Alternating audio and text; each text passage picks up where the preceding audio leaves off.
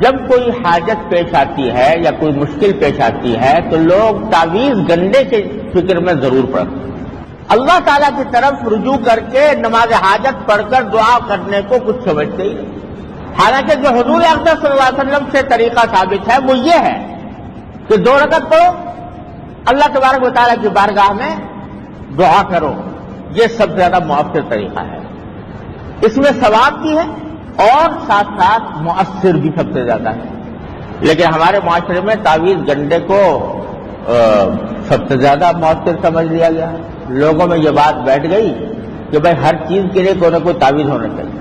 تو خوب سمجھ لیجئے، حضور اقدس صلی اللہ علیہ وسلم نے ساری زندگی کبھی کسی کو ایک تعویذ نہیں دیا. ہاں جھاڑ پھونک کی ہے کبھی کبھی، کیونکہ قرآن نے کہا قل، کہو، زبان سے کہو. تو جھاڑ پھونک کی ہے. بعض اوقات بیماروں کے اوپر اللہم رب الناس اذھب الباس واشف انت الشافی لا شفاء الا شفاؤک پڑھ کے دم کر دیا. فرمایا اسأل اللہ العظیم رب العرش العظیم ان یشفیک، یہ کہہ کے دم کر دیا. اور اس طرح کے بہت سے جو ذکر ہیں وہ پڑھ کر دم کرنا تو حضور اقدس صلی اللہ علیہ وسلم سے ثابت ہے، آپ نے کیا ہے. وہ بھی ساری دعائیں ہیں.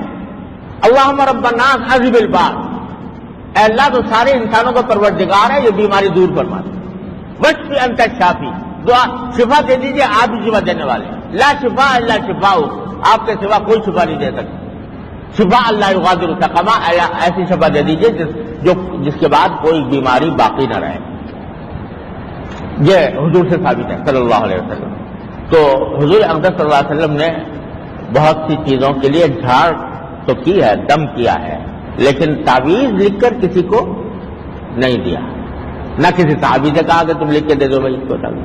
البتہ جو لوگ زبان سے خود نہیں پڑھ سکتے آیتیں یا دعائیں، تو ان کے لیے صحابہ کرام نے یہ کیا، بھائی یہ زبان سے تو اس کو یاد نہیں رہے گا کہ یہ پڑھے اپنے اوپر دم کرے، لاؤ اس کو لکھ کے دے دیں تو یہ باندھ لے، اپنے کہیں بازو پہ باندھ لے، کہیں گلے میں ڈال لے.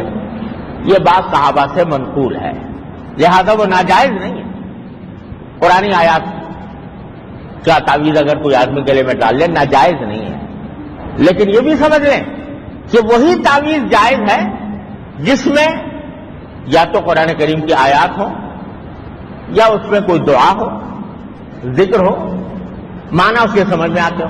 ایسے تعویذ جن کے اوپر کوئی ایسی بات لکھی ہوئی ہو جس کا مطلب ہی سمجھ میں نہیں آتا، وہ حرام ہے. ایسا تعویذ وہ ناجائز ہے. اگر اس میں کوئی ایسی عبارت لکھی ہوئی ہے، ایسی بات لکھی ہوئی ہے جس کا مطلب ہی سمجھ میں نہیں آ رہا، تو ایسا تعویذ استعمال کرنا ناجائز ہے. بعض تعویذ ایسے ہوتے ہیں جس میں غیر اللہ سے مدد مانگی جاتی ہے، اللہ کے علاوہ کسی سے، اللہ بچائے.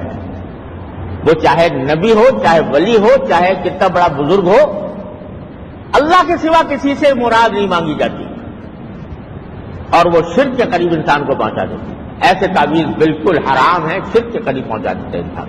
اسی لیے فقہاء کرام نے فرمایا کہ اگر تعویذ میں کوئی ایسی زبان لکھی ہوئی ہے جو ہم سے آپ سمجھتے نہیں ہیں، تو کیا پتا کہ اس میں کوئی غیر اللہ سے مدد مانگ لی گئی ہو، کوئی شرک یا کلمہ اس کے اندر موجود ہو. اس واسطے ایسا تعویذ استعمال کرنا بالکل جائز نہیں. ہاں جائز کیا ہے کہ بھئی قرآن کریم کی آیات ہیں، ان کو بھی ادب کے ساتھ اگر استعمال کیا جائے، یا کوئی ذکر ہے اللہ تبارک و تعالیٰ کا، یا کوئی دعا ہے اور تعویذ میں لکھ دی گئی ہے، تو وہ جائز ہے. جائز ہے لیکن نہ ثواب ہے اس میں کوئی. لوگ سمجھتے ہیں کہ جو لوگ یہ تعویذ گنڈے کرتے ہیں تو اس کا جو روحانی علاج ہے، اس کا نام روحانی علاج رکھا ہوا ہے. کوئی روحانی وانی علاج نہیں ہے.